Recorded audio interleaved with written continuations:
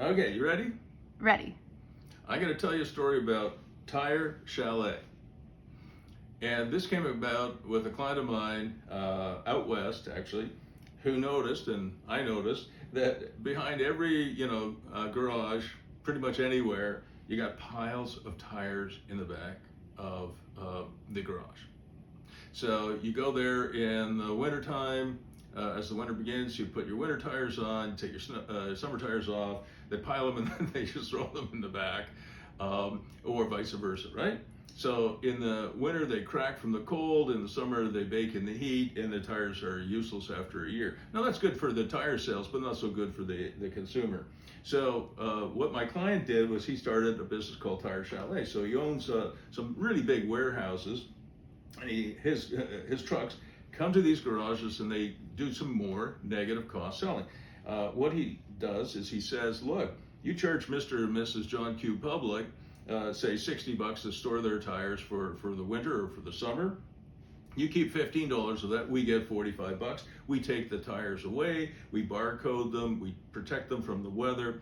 Before we deliver them back to you, we armor all of them, make sure the tire pressure's exactly where you want it to be. It has become just an enormous business, a big success. And what has happened more recently is large chains are discovering Tire Chalet. They have the same problem. Do you really want to store tires? They can't store them outside, they have to store them inside, but those stores, those big box stores, are scarce on space. It's very valuable space as opposed to Tire Chalet's warehouse space. So the business is growing incredibly quickly. And you might be able to see right here at the bottom, I wrote down an equation that even the youngest kid in grade 1 knows is not right. 1 + 1 = 3.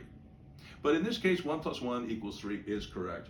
What you have is you have a real estate company that owns the real estate, and you have an operating company that owns, things like the trucks and the drivers and others who are doing all of the toing and froing and the maintenance and everything else that they need to do.